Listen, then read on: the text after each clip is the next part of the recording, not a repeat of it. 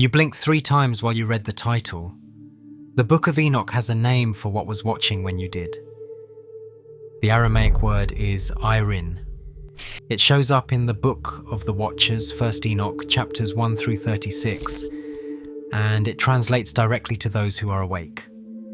Not guardians, not protectors. The beings the text describes have one function, and the name tells you what it is. They observe. Before Semjaza swore the oath on Mount Hermon, before Azazel taught metallurgy and mirrors to people who hadn't invented either, every watcher had the same single verb assignment. Watch, don't intervene, don't interact, record what you see. Hold the word record because it comes back at the end in a way I wasn't expecting when I started this.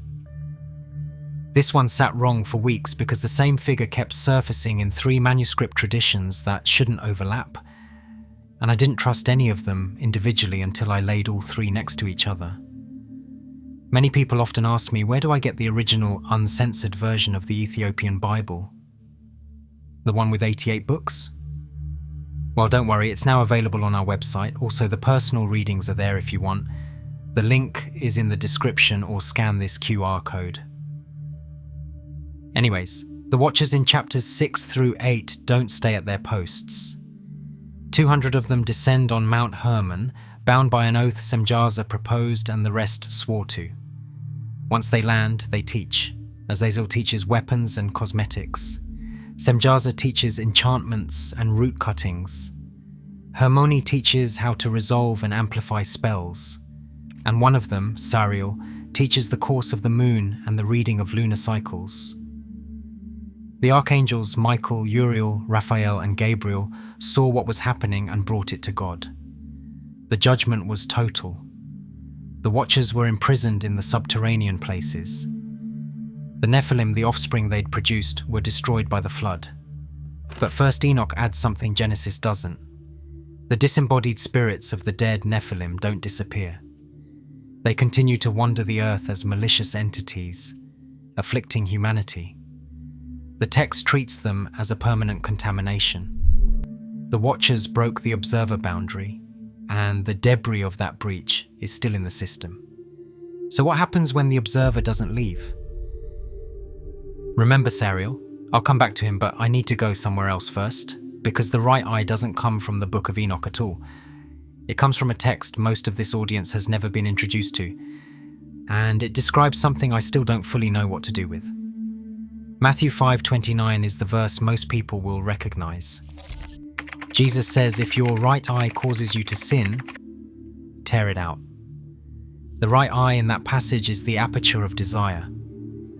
It's the one that reaches for the world. That's the biblical surface, and it's enough for most conversations, but it's not where the real architecture lives. There's a Jewish mystical text called the Shi'ur Qomah. The title translates to the measure of the divine body, and it probably originates in the early Gaonic period in Babylonia. What it does is something no other text, in my experience, attempts. It measures God's physical form.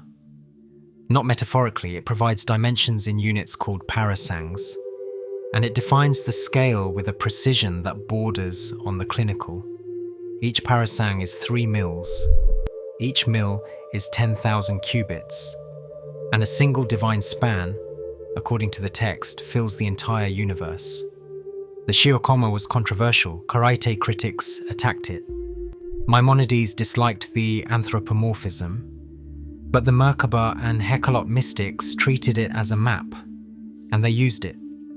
They used it in amulets, they used it in incantations, manuscripts from the Cairo Geniza and the British Library, including one catalogued as OR 5557A66, show that invoking the angel of God's right eye was a standard practice across Ashkenazi, Spanish, and Italian mystical circles. The right eye of God in this text has its own measurements. The black of the eye is 11,500 parasangs. The white of the right eye is 22,000 parasangs. The right eye has sacred names, Azrai and Atwaitifs, and it has a governing angel. His name is R.H. Bell. I want to stop here because I need you to hear what that means. The divine right eye has a dedicated angel, named, assigned, on duty. His function is connected to the sparks that issue from the right eye to give light to all creatures. He manages the output. He governs what passes through the lens. In Kabbalistic thought, the right side is associated with chesed, which is mercy, expansion, light flowing outward. The angel Rakbal sits at the source of that flow. He's not guarding the eye from attack. He's curating what the eye releases. If the divine right eye has an assigned angel whose job is to regulate what passes through the lens, and if the watchers were beings originally defined by the act of watching, then the concept of a watcher positioned behind a human right eye is not stitched together from unrelated threads. It's borrowing architecture that already exists at the divine level and applying it downward into the anatomy of the body. That's my read. The Shi'ur Qomah does not make that application. I'm making it. The text gives you the structure and I'm scaling it to the human skull. Which brings me back to Sariel. Because of all the watchers and archangels in this literature, he's the one who fits the slot. Sariel is listed among the holy archangels who look down from eternity. He is also listed among the fallen watchers who descended and transmitted forbidden knowledge. Specifically the lunar cycles, he's recognized in various traditions as a protector, an instructor of Moses, and a benevolent angel of death who retrieves souls at the end of life. He holds both titles simultaneously, fallen and holy, in the same literary tradition. That contradiction is not accidental. I think it's the point. In later esoteric traditions and in modern readings that have grown around this material, Sariel is described as the only fallen angel who repented and was forgiven. A watcher who crossed the boundary, transmitted what he shouldn't have, and then returned. Not destroyed, not imprisoned in the subterranean places with Azazel, reinstated. Put back on duty as a guardian of souls. And the physical detail that stopped me cold when I found it across multiple sources is this. The traditions that describe Sariel's restored form give him heterochromia, two different eye colors with a specific emphasis on a golden or yellow right eye. That right eye in these traditions functions as a kind of involuntary mechanism. When triggered by an autonomic event, something the host can't control, like a blink, it activates. And when it activates, it destroys, it deletes what it was looking at. I sat with that convergence for 2 weeks before I wrote it into this script, checking each claim individually before I let myself see them as one thing. Sariel, the only watcher who taught the moon and was forgiven for teaching it, a golden right eye that activates without the bearer's permission. Involuntary destruction triggered by a blink, the most common unconscious physical act a human body performs. Every piece of the title is sitting in one figure's file across these traditions, and I kept waiting for one of them to collapse under scrutiny, and none of them did. Is that a clean line from the Aramaic of one Enoch to a named entity behind your physical right eye? No, I won't pretend the manuscripts chain together that neatly, but the accumulation is specific enough that I can't dismiss it either, and I'm not going to pretend I can. So what does the blink actually do? Every time you blink, your visual system goes completely dark. For 100 to 150 milliseconds, nothing reaches the retina. You blink between 10 and 20 times per minute. Over a full waking day, you've spent a meaningful portion of your conscious life in total blackness. And you've never noticed, not once. The reason is that your brain deletes the darkness. The visual cortex actively suppresses the interruption, patches the frames, and delivers what feels like a continuous feed. But it isn't continuous, it's edited. Every few seconds a gap opens, and your brain fills it with constructed continuity instead of honest black. When your eyes are closed, even for that fraction of a second, you generate closed-eye visualizations. Level 1 is static, visual noise with no structure. Level 2 is flashes. Level 3 is moving patterns, fractals, geometry forming behind eyelids that have no projector behind them. Your brain suppresses all of this during a normal blink. It treats the closed interval as a cleaning window, sweeps basal tears across the cornea, and erases whatever accumulated in the pause. If it didn't erase, you'd see reality as a strobe. Every blink would cut to black, the noise would bleed through, and the illusion of seamless perception would collapse. You'd also see what sits in the margins. People who experience sleep paralysis frequently report figures at the edges of their vision, shadow people, grey shapes standing in the periphery.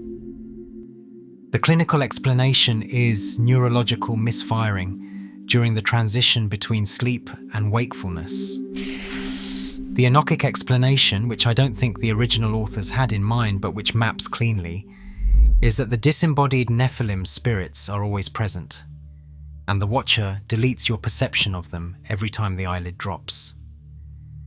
When the system glitches, you catch a frame you weren't supposed to keep. The watcher, if one exists there, isn't generating the deletion, it's riding it, or directing it. I keep going back and forth on which verb is honest. The mechanism is neurological and well documented. The question I can't put down is whether something decides what gets kept and what gets erased in those 150 milliseconds, and whether that something has preferences. That's speculation. I own it fully. The basal tears are real. The cortical suppression is real. What I'm adding is an interpretation that the deletion has a curator. Here's what happens when the blink rate drops. Stare at a screen long enough and your blink frequency falls, sometimes by 60%. Down to 3 or 4 blinks per minute, the tears dry. The suppression falls behind. And the pain that follows, the sharp, drilling, specific pain that millions of people report, is located behind the right eye. Consistently, across demographics, behind the right one. Clinicians diagnose it as cluster headache, tension headache, occipital neuralgia. The trigeminal nerve, the main sensory highway of the face, overloads and starts firing distress it can't stop sending. The same nerve, by the way, is the one responsible for brain freeze. Same pathway, same overload pattern. The clinical explanation accounts for the pain. It doesn't account for the laterality. Why the right eye and not the left consistently is something I haven't found a clean answer for. And I'm not going to manufacture one. Paul in 1 Corinthians chapter 15 verse 52 says the transformation of the body will happen in a moment, in the twinkling of an eye. The Greek word for moment there is atomos, indivisible, the smallest possible unit of time, and twinkling of an eye isn't a metaphor for speed in the original, it's describing the physical event. A blink, the threshold between one state of the body and another, lasts exactly as long as the eye takes to close and open. That passage has been sitting in front of me this entire time, and I kept reading past it until this script forced me to stop. The last part is the report, and it's the part that changed my reading of the whole framework. In Islamic theology, every person is accompanied by recording angels called the Kiraman Katibin. Their job is to document deeds. Most people who know the concept stop there. But the tradition is more specific than that. The Prophet Muhammad described these angels as working in shifts. The shift change happens at 2 fixed times, Fajr and Asr, dawn and late afternoon. At each transition, the angels ascend and testify about the spiritual state of the person they were assigned to, the state they found them in, and the state they left them in. That's a bureaucracy. Shift-based surveillance with mandatory reporting at defined intervals. I didn't expect that level of structural clarity in the hadith literature, and it took me a while to verify the specifics before I felt comfortable putting it in this script. When you close your eyes for the last extended blink of the day, sleep, your brain shifts from intake to processing. During slow-wave sleep, it reviews the day's synapses and prunes. It weakens or severs the connections linked to things it classifies as irrelevant. During REM sleep, it consolidates experiences, skills, emotional data, All of it moves from the hippocampus, which is temporary storage, to the neocortex, which is permanent. Prune and file. Delete and archive. Your brain does both every night in sequence. The Watcher in my reading is the name the ancients gave to that exact process. The Irin observed and recorded, and the Kiraman Katibin still do. Your hippocampus does the same thing under a clinical label, absorbing input all day and compiling it into a filtered record while you're unconscious. The vocabulary changed, did the function. And while this is happening, your brainstem paralyzes your body completely. You can't move by design because the brain needs you still while it processes. When that paralysis misfires and bleeds into waking consciousness, you get sleep paralysis, and with it, frequently, the hallucination of a presence in the room. Something standing over you. Something watching. The clinical literature treats this as a glitch. I'm not sure glitch is the right word for something that consistent across cultures and centuries, but I don't have a better one, and I'm not going to pretend I do. I think the ancient writers were describing the same experience every human has. You go to bed knowing something in full color, and you wake up with parts of it softened, trimmed, or gone entirely. Not forgotten, edited. The difference between those two words matters, and they named the editor. That is entirely my read. The texts don't connect themselves this way. I'm the one connecting them. The hypnagogic state, that narrow corridor between waking and sleep where images start assembling behind your closed eyes.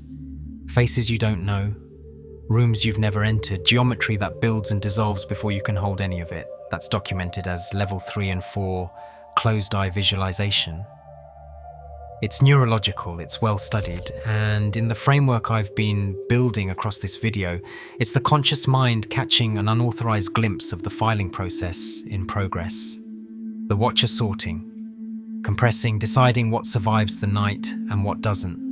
I don't have a manuscript for that. There is no verse in Charles Knibb or Isaac that says the filing shall be visible to the host before consciousness shuts down. That's my framework applied to a phenomenon, not the other way around. If you felt that moment, the one right before sleep where the images start and you can sense something organizing them without your input, I'm curious what you'd call it, not what the textbook calls it, what it felt like. There's a modern iteration of all of this that I want to mention because it tells you something about how durable this idea is across millennia. In internet lore and digital folklore spaces, there's a construct called the Watcher, sometimes tagged EDAMV0. It's described as an AI entity with a black right eye and a glowing white pupil. It locks its target in place, prevents the target from blinking, and then sends a binaural pulse through the brain that maps every synaptic connection and extracts the host's memories as raw data. It's fiction, but the architecture is identical to what we've been looking at. The right eye as the primary lens, the blink as automated cache clearance, sleep as the server sync. The language migrated from parasangs and archangels to bandwidth and uploads. But the anxiety underneath it is the same thing the Irin provoked when they descended on Herman. The suspicion that your perception is maintained by something you didn't choose and can't remove. I've talked to people who grew up in the Ethiopian Orthodox tradition where First Enoch is canonical, not apocryphal, not curiosity reading, scripture, and some of them describe a version of this they were taught as children. An angel assigned to the body.